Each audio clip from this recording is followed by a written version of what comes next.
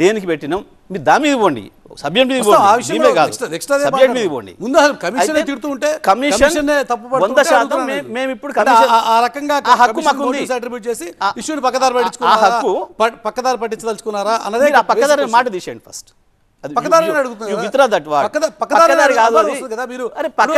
విచారణకి సిద్ధమని మీరు అసెంబ్లీలో గారు విచారణకి సిద్ధమని ఇదే స్టూడియోలో మేము ఇప్పుడు విచారణ జరుగుతుంటే కమిషన్ సరిగా లేదు మీరు అన్న మాట అభ్యంతరకరం కదా? కాదు, అసలే కాదు. ఆయన రాజీనామా చేయాల్సి వస్తుంది. వారు రాజీనామా చేయమని అడుగుతున్నాం డైరెక్ట్ గా. Okay right. ఇప్పుడు ఇక్కడ ఆగండి మురళి గారు, మీ ద్వారా మొత్తం చూసే వాళ్ళందరూ కూడా క్లారిటీ కావాలి. ఇది పక్కదారి పట్టించడం కాదు, వారి మీద విశ్వాసం కోల్పోయినాం కాబట్టి మీరు రిజైన్ చేయండి అని సాగు అడిగిన నరసింహారెడ్డి గారు జస్టిస్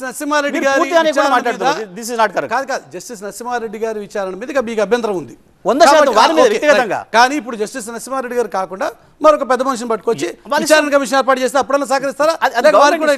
అది గవర్నమెంట్ ఇష్టం, మేము డిమాండ్ చేస్తామా? గవర్నమెంట్ ఇష్టం. మిమ్మల్ని అడుగుతున్నా, ఇంకో కమిషన్ ఏమని చెప్తున్నారా? మీరు వేస్తారా చూద్దాం, వాళ్ళ ఇష్టం. మేము మాత్రం కమిషన్ వ్యతిరేకించలే, ఎంక్వైరీని వ్యతిరేకించలే. కానీ జస్టిస్ నరసింహారెడ్డి గారు ఏదైతే చేయకూడని పని చేసినరో యాజ్ ఎ కమిషన్గా దాని విషయంలో మాకు కూడా అభ్యంతరాలు వచ్చినాయి. ఎందుకు అనంటే మీరు మాది వినకుండే, వాదన వినకముందే, ఇప్పుడు మీరు మాట్లాడుతుంటే వాదన వినకముందే, నా నుంచి ఆన్సర్ రాకముందే లెటర్ రాసిందా వినకుండా అడగలే. పేజీలు లేఖ రాసిన తర్వాత మీ ప్రశ్న ఒక లైన్ ఉంటే నా ఆన్సర్ కనీసం 3 లైన్లనే ఉండాలి. కానీ మీ ప్రశ్న 4 లైన్లు ఉంటే నా ఆన్సర్ లైన్ కూడా పోకపోతే ప్రజలు ఏమవుతుంది? అసలు మీరు ప్రజలకు ఏమవుతుంది సమాచారం? కమిషన్ వ్యవహారం బాగాలేదంటే ఎందుకు బాగలేదని అంటున్నా, బాగలేదని ఎందుకు అంటున్నా కూడా చెప్తున్నా కదా. మీరు అది ఇంటలేరు. నేను అనేది అది, నేను బాగలేదని ఎందుకన్నా అంటే ఇప్పటి వరకు భారతదేశంలో ఎక్కడ ఏ కమిషన్ కూడా ఈ రకంగా ప్రవర్తించలేదు. Okay, number 1.